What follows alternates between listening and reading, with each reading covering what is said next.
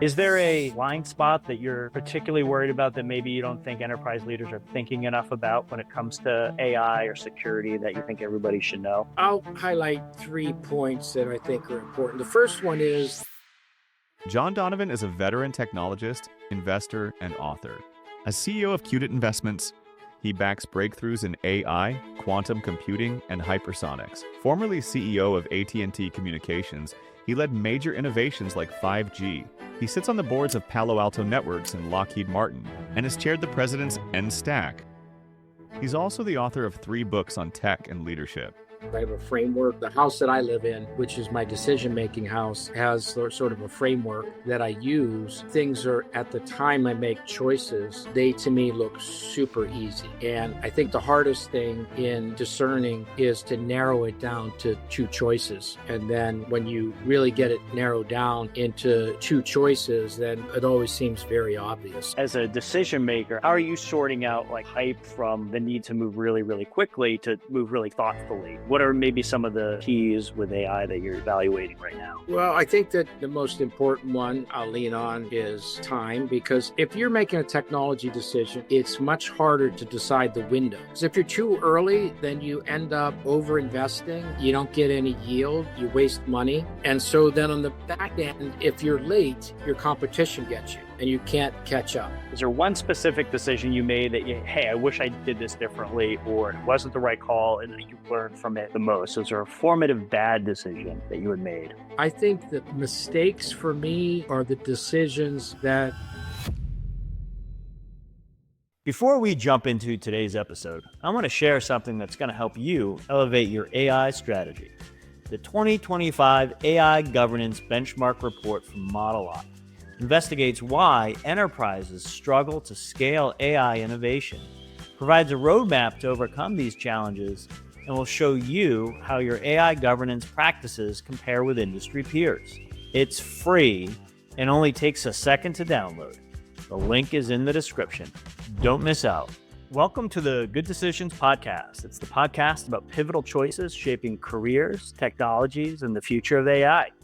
I'm your host, Jay Combs. Each episode, we sit down with leaders who have faced complex challenges, leaders who have pivoted from one career to another, innovators preparing people for the future shaped by AI, and entrepreneurs who have had to choose between what's easy and what's right.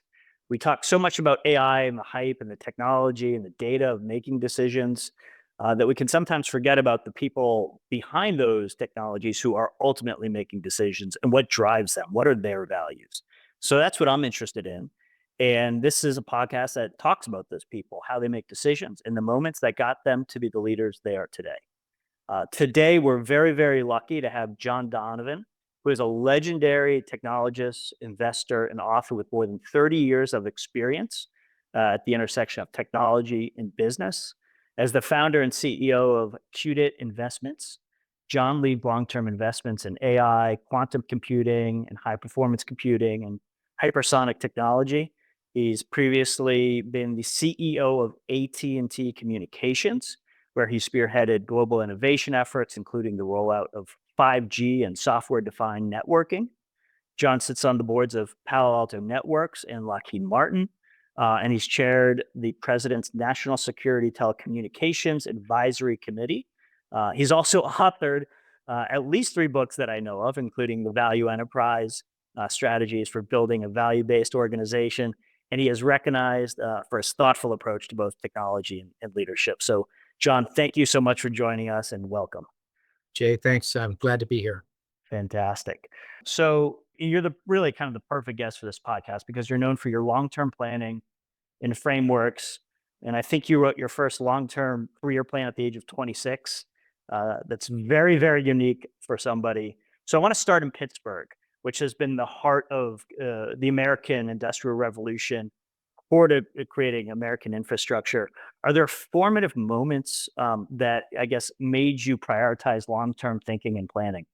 I don't know that at an early age in Pittsburgh, I focused on the long term so much as I was focused on just trying to figure things out. I came from a very large family, one of 11, in a neighborhood that was sort of lower middle income.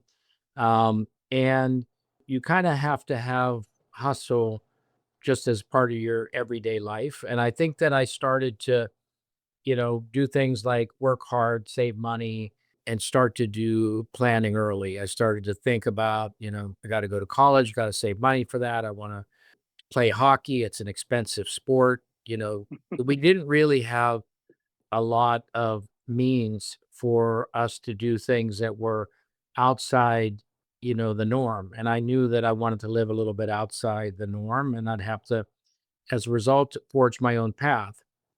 And then my father passed away when I was in college, and so there were a lot of points in time where I was forced to kind of think about my own future um, by myself, and I started to realize that I could make things happen best if I knew where I was headed and what I was trying to get done. And so I've always sort of been around a planner, if you will.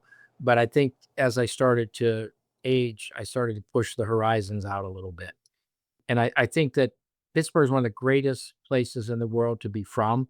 And I don't want to give the impression it's not a great place to be. But, for me, I wanted to see the world. And so for me, it was a stepping stone. Yeah, no, Pennsylvania is a great state. I'm from just outside of Philadelphia, so the other side of the state. Yeah. So, and I know Pittsburgh has transformed itself over the years, and it's an amazing place to be. But when you left Pittsburgh, I believe you went to Notre Dame and you Right. studied electrical engineering. How did you choose engineering, especially at a time when the World Wide Web hadn't yet been invented, cellular networks were still in their infancy, and foundational internet protocols were just being developed? Were you thinking about any of those things, or were you just excited to be at Notre Dame and really focused on, I guess, yeah, kind of like forging your own path? Well, it's not a glamorous story. I went to my orientation day and I drove by the student parking lot in my parents' car and I saw these amazing cars that the kids were driving. And I had applied to get into the accounting school because my father was an accountant at the bus company. And and then I got there and I went over to the placement office and I said, before I get started in courses, can you tell me who made the most money on their job offers last year? And they said engineers. So I said, I'd like to switch to the engineering school. And I hadn't taken calculus in high school. I didn't have the right curriculum ramp to get there. I would say that the counselors we had at school were just delighted for me to get into a school like Notre Dame. But I had high school hockey coach was a Notre Dame grad, and he really pushed me to Uh, apply there. And then at the end of my freshman year, back then you didn't have email, so they sent a letter and said you have to pick a discipline within engineering. So I went right over to the placement office and I said, who made the most money in their job offers last year? They said electrical engineering. So I said, okay, please sign me up for electrical engineering. And so at that point, I knew that education was a means to an end. And I was really focused on the end. I really started to put my mind to the job market really early in my college career. And so much so that I would say I really couldn't wait to finish college to get out and start this whole journey of working. And so that's when I think my horizons started to move out a little bit because I started to think about imagine a world where I had more freedom, more control, more management. The ability to perform in a workplace was something that I really, really looked forward to.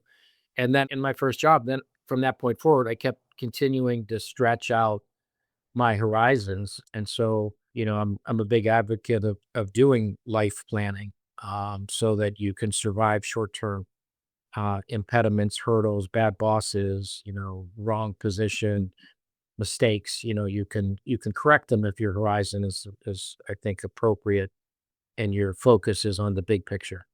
so it seems like there's an economic and kind of financial and, I guess, longer term career growth focus to your selection of engineering and where you would go for a job afterwards.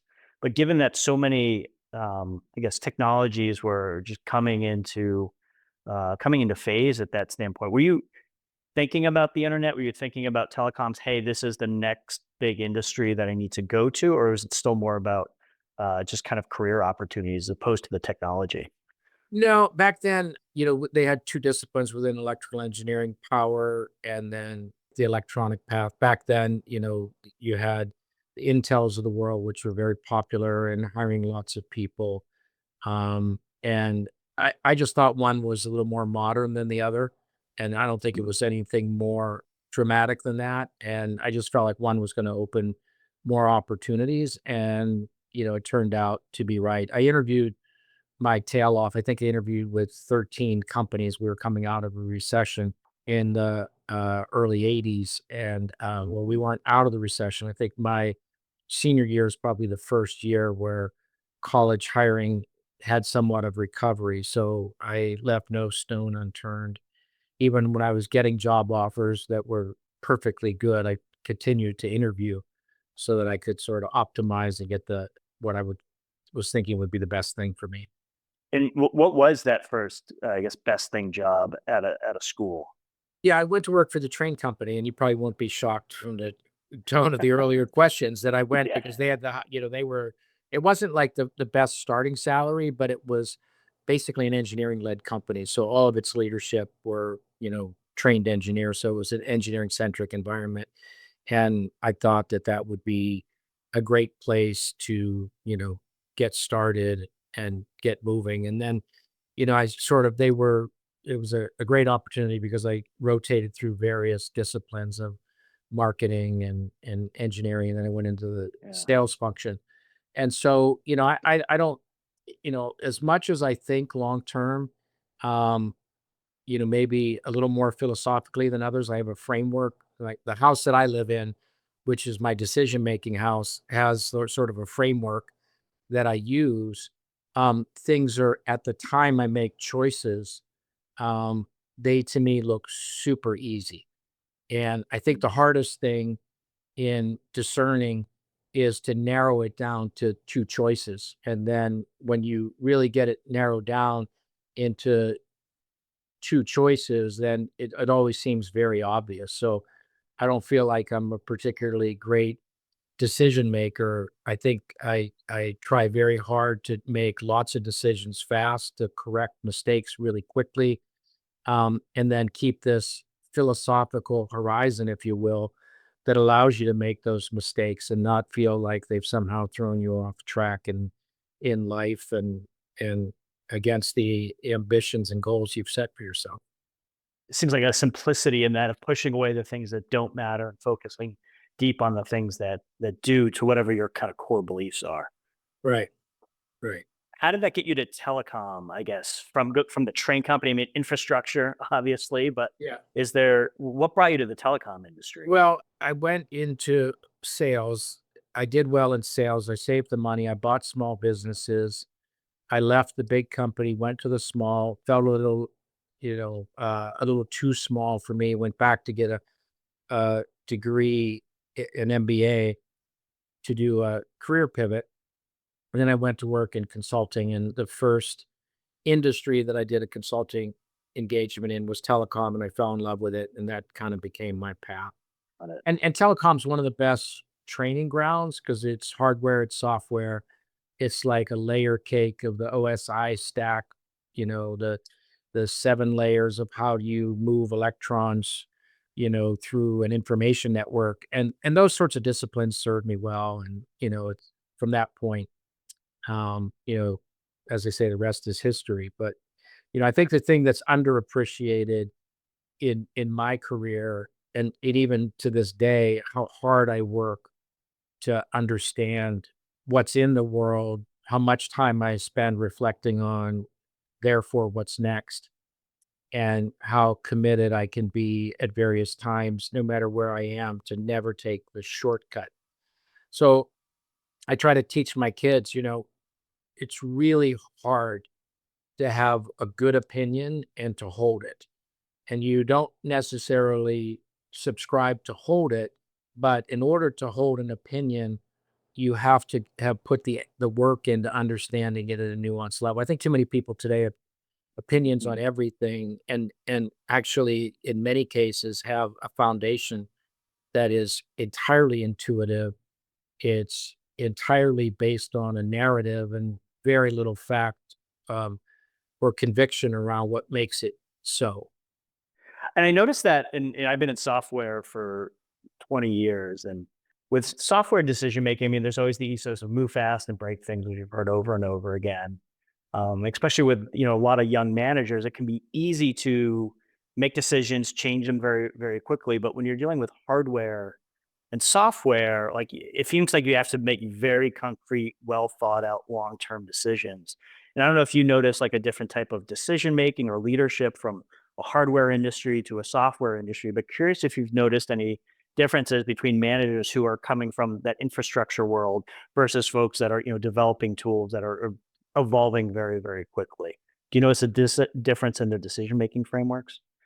Sure. And time is only one of those dimensions. So if you look, the Yeah. joke the semiconductor people say is that software is just the problems that we didn't get around to solving. And so I think, software has very different processes, much easier to correct things, much cheaper to make corrections. The errors are less costly. I mean, obviously, there can be big errors all over the place, but there's a reason they call them bugs and not elephants. And you're definitely going to have a different tempo and speed and cost of being wrong, different amount of capital that's required to sort of ramp them up.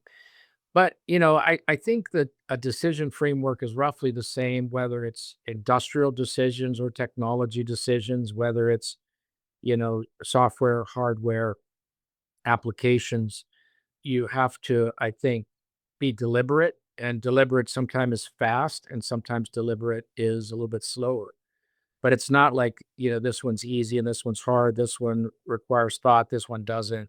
It really is just a set of parameters that you have to apply to each and every one. What's the risk reward of various approaches? And I think people talk about speed all the time, but they don't use time more broadly. Like I earlier in my life, I had a good friend in Japan, and we used to talk all the time. And he used to say that one of the things that the Japanese were very good at making decision making was to don't decide things that time decides on its own.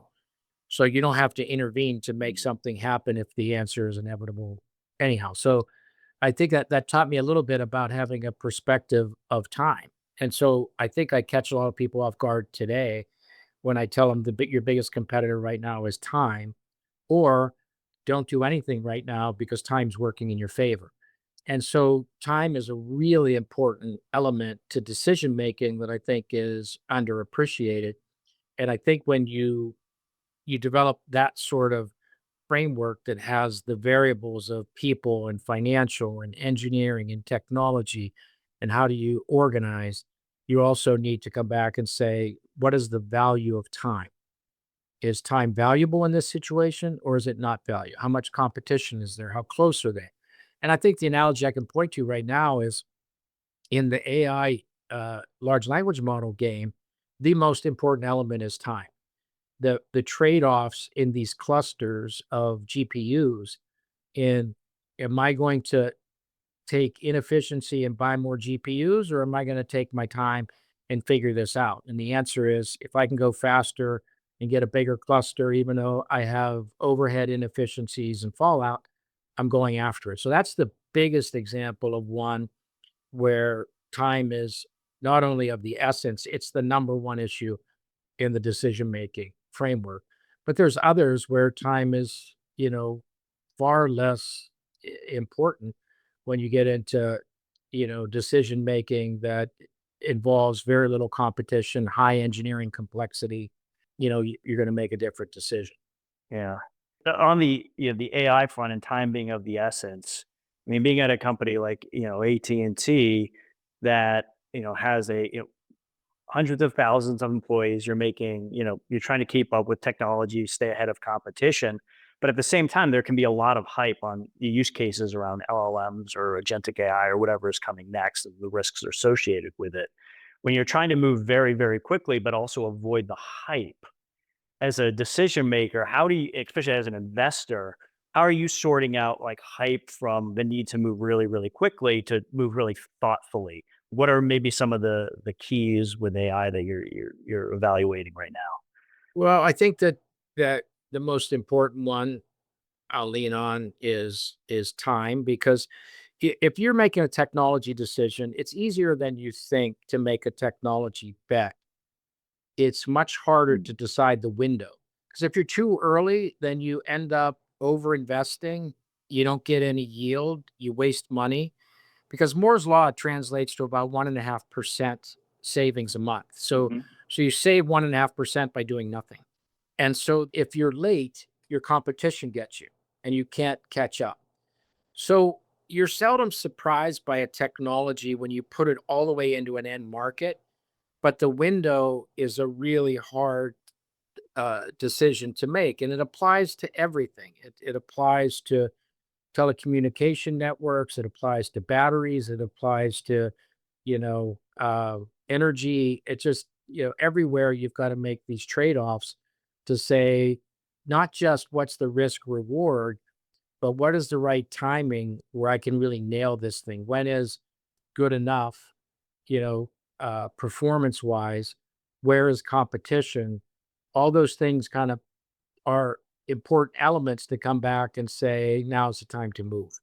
And I think that's the hardest decision, is when do you move?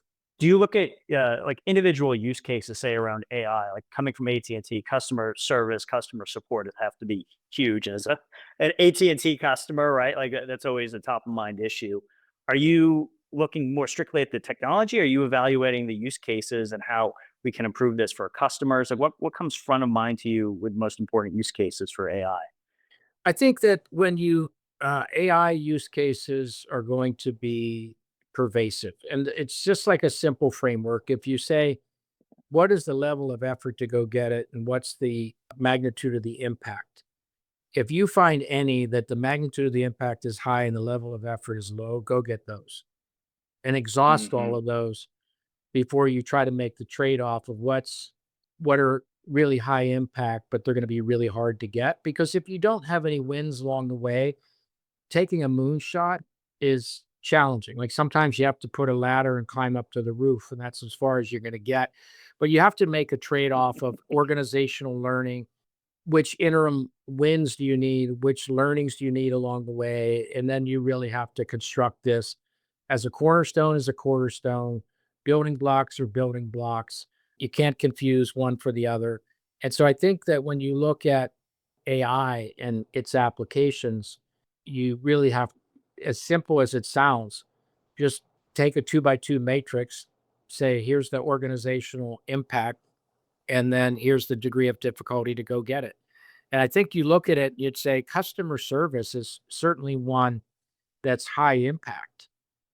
People don't like calling, they like solving their own problems. If they're going to call you at a contact center or chat with you, they're probably already frustrated because they probably already tried looking at an online video to see if they could find the answer there. Then they went to that group, and then they went to Yep. Reddit forum, where they went. So by the time they reach you, they're not like super pleased to be there. But it's really hard because those are very nuanced things: language, how things are worded, problems sounding like one another. And so organization one, maybe customer contact center is the one they need to go get. And it's like it's how they sell.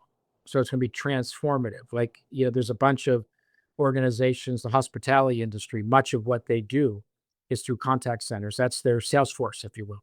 Mhm. And then there's the collections agencies. That's how they make their money, right? Um, is contact centers. So you'd view that very differently than someone who has an automated online engine that has very little fallout, where the customer contacts are very few in number as a percentage, and they're very rote answers. So, I know it's convenient to say, okay, here's where it is. If you look at a chart today, it would tell you number one is coding, number two is business analytics, number three is customer contact, and so on. And that's probably, those are generally true, but we all know that the fallacy of generalizations, they may not be specifically true at all.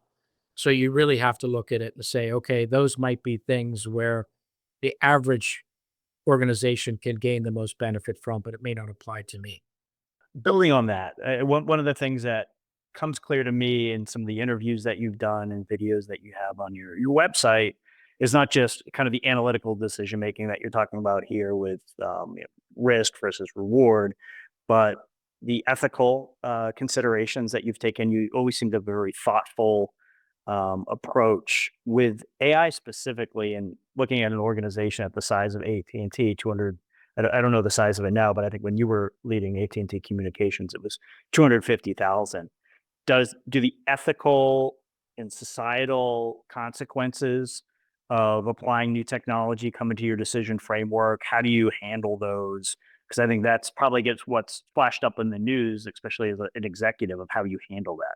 Yeah, I think that's probably like the most central thing to leadership is that you build some sort of consistency to your decision making so that people don't have to wonder what you stand for. They can just watch your decisions. And from that, you can put values and, code of business conduct and all that stuff into written form and violate it, or you can, have simple versions and then point to that only as necessary and then just create normative behaviors. It's like the difference between normative behaviors in an industry, legislation, and regulation, right? You can always legislate it as against the law to do this, and need to be compliant, or you can regulate it and say, mother, may I do this? They say, well, no, you can't do that. Or you can just kind of go live your life and live it the right way. And I just think in leadership, I mentioned earlier, if you build a framework that you use that has the big picture thoughtfully correct, you can decide things super fast. Everything will feel intuitive. And the ethical framework is a really important room in that house, as is like the economics. What time horizon on the economics is relevant? And then all these other little sub rooms and closets. How capable are my people? How much transformation do I think I can drive? How many, you put all that stuff into a framework that you have, in your head. So you don't need a consultant to come in and tell you that organizational change can be overwhelming because you read people. How you doing? How are you making Yeah. the change? They're saying, well, I got a new boss, I got a new process, I got a new computer system. Like I can't do, having trouble absorbing it. The people in the field will tell you everything you need to know about the framework for making decisions. On an ethical framework, like if things aren't right or if you question they're right, even if they're economic or productive, you have to make the right choice. I think that's a benefit for me of my upbringing, my parents, my faith, my neighborhood, because right was always the first consideration. It was never like what's convenient or what's profitable. It's like, what is the right thing to do? And that just sort of becomes the framework. And I think it's actually a little bit disappointing to me that people need to sit down and, as adults and as an organization or as leaders, to assign a team to write that stuff down. Like it's like doing the right thing. If it's ambiguous, it should result in a discussion, but we shouldn't have to decide what is ethical. Yeah, it's just you got to do the right thing. And not everybody's going to agree on it. And that's where I think the leader's framework becomes the culture. And so sometimes culture um, can survive many leaders, and there's times where the leader goes and instantly changes the culture. And I think the latter is the one that I respect more. We should be picking leaders that can cling to what is right about the past and then navigate the future so that you're constantly evolving as an organization, but never changing the view of what's right and what's wrong. And, apologies if this sounds like a kind of a dumb question, but and I don't want to put words in your mouth. It seems like you equate, ethics and the right ethical things to do with the right decisions. But when you say the right thing, what do you explicitly mean the right thing? I think the right thing is I can give you many examples of it, and but defining right and wrong is always challenging. It's like really simple.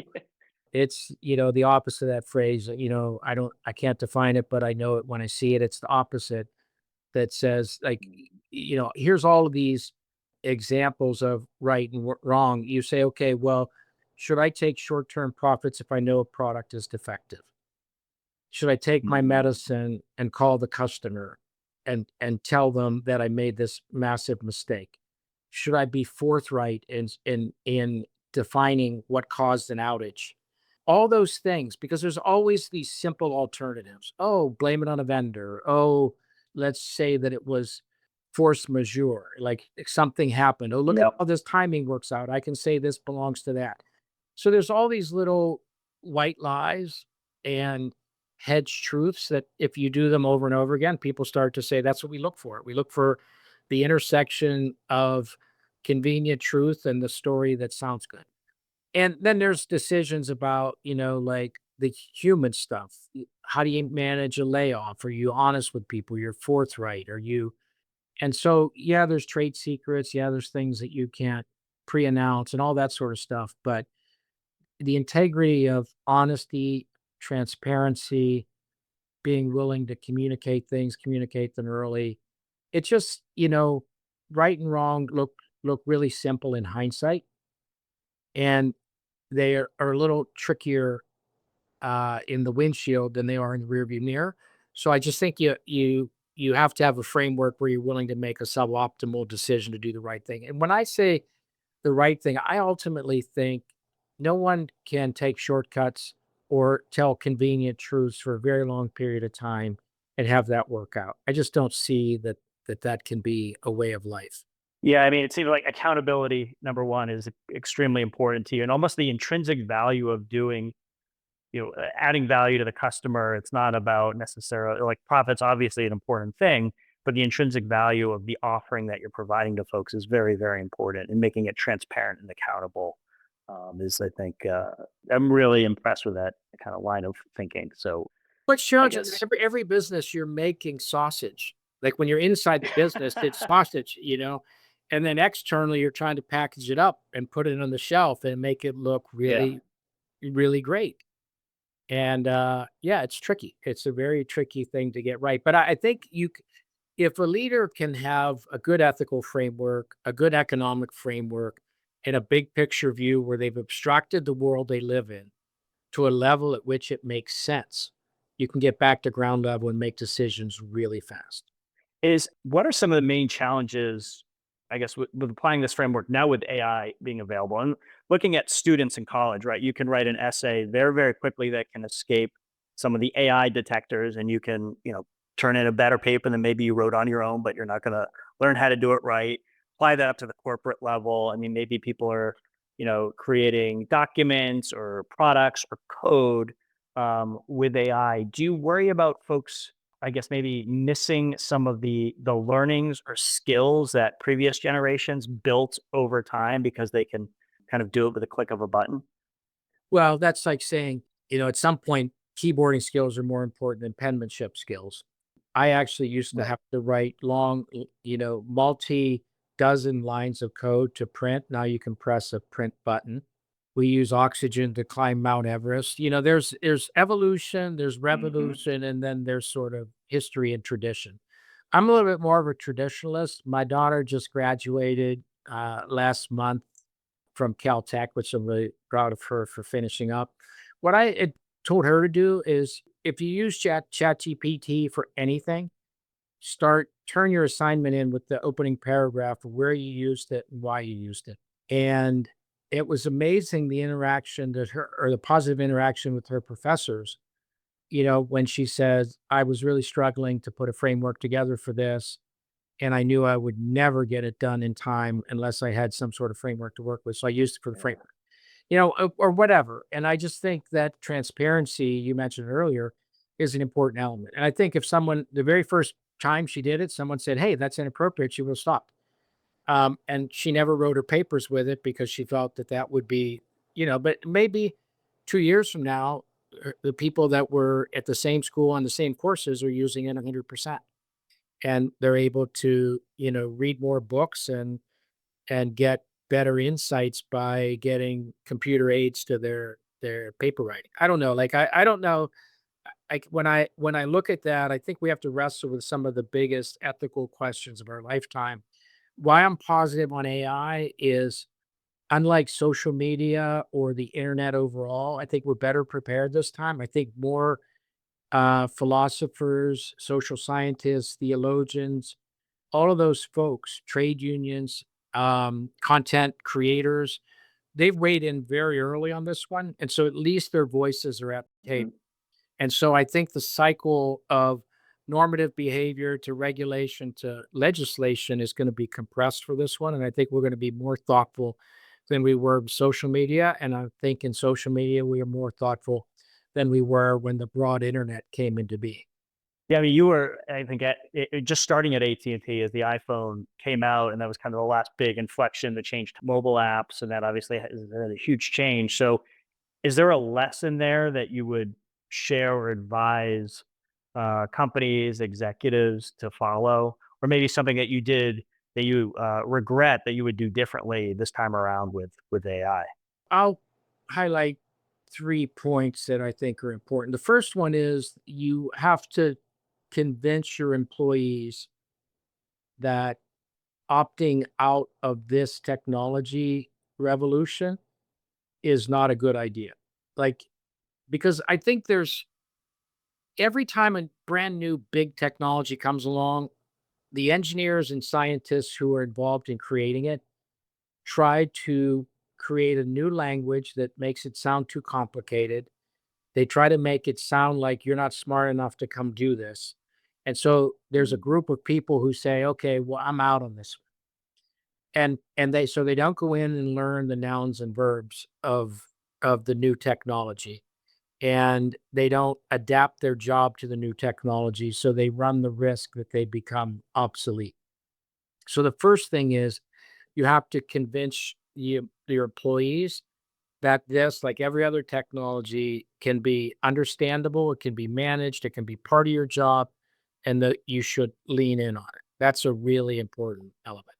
The second thing is that every big technology is going to carry an element of existential risk and an element of unprecedented opportunity. And I think to try to conclude quickly that it's either deprives you of the chance to say it's always both. So it may existentially, affect one element of your business, but provide a brand new opportunity and something new. And I think that the old idea of genius is carrying two competing thoughts in your head at the same time applies here. It's existential threat and it's unparalleled opportunity. Put those two in your head at the same time and go look at it in that dimension, and do so without fear or dread. Like you really have to view it, I think, as an optimist. And so I think that that's an important element. And the third one is linking it to the earlier conversation around timing. And how do you look at what's going to be urgent, critical, and timely? Where do I start?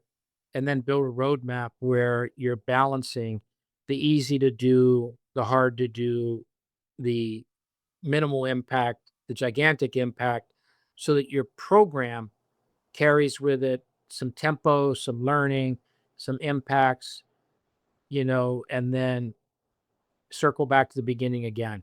So you start to build, a flywheel of change.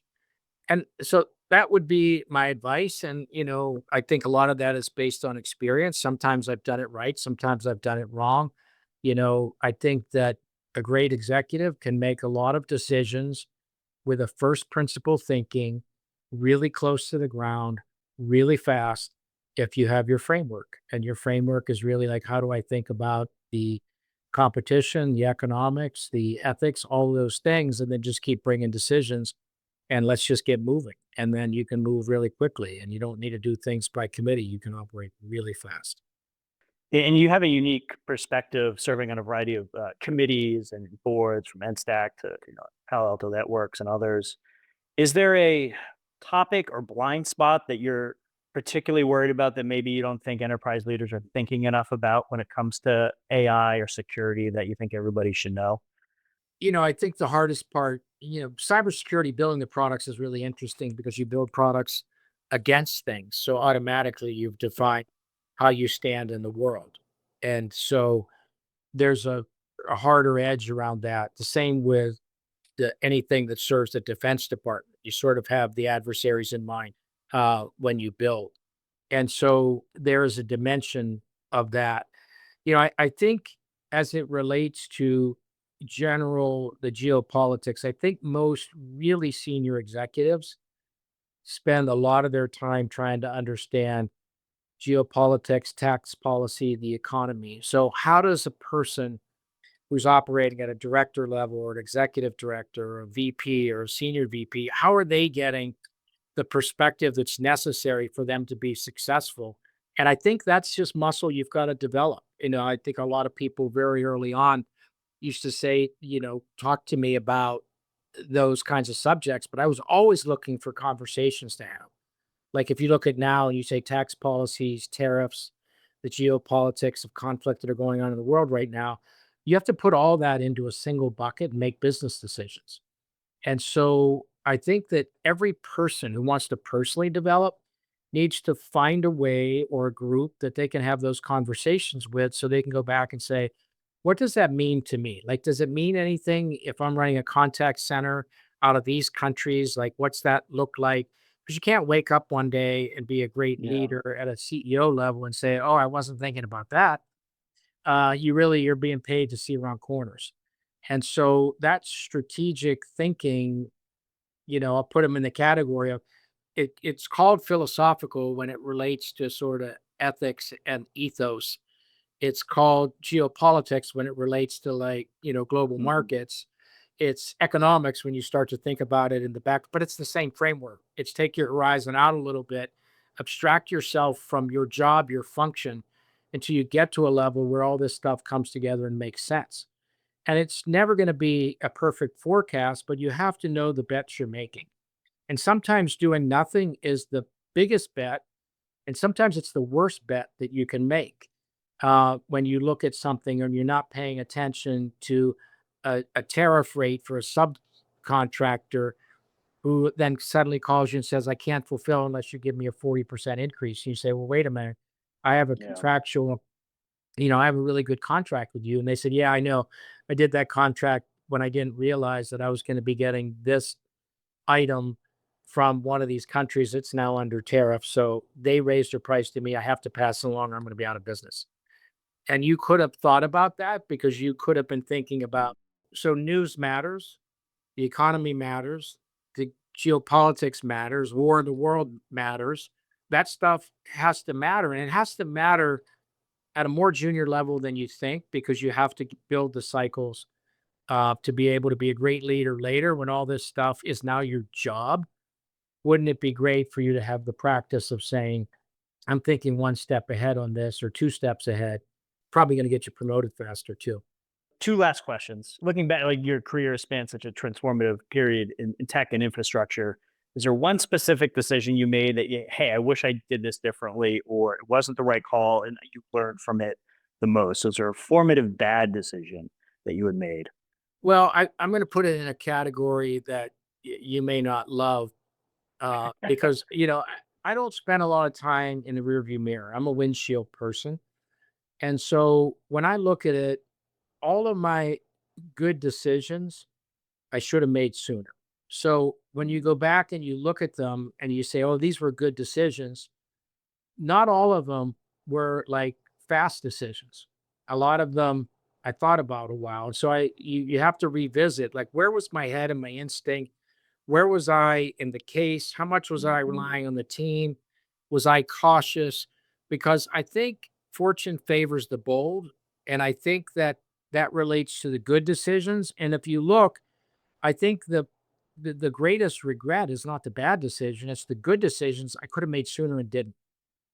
When it Yeah. relates to the bad decisions, I just have this belief that teams produce results and you should never be an orphan in failure. And so I hesitate to spend a lot of time saying that was a big mistake because it really reflects on the team. And I feel like as a leader, you should take the bullet for the team on the bad ones. So there were decisions that I should have made, but I'm going to put them in a category of saying, I think the mistakes for me are the decisions that I didn't make or I made them too late to be effective. And so I think the ones that you're making at pace, you learn how to adapt. The faster you move, the more you learn to adapt.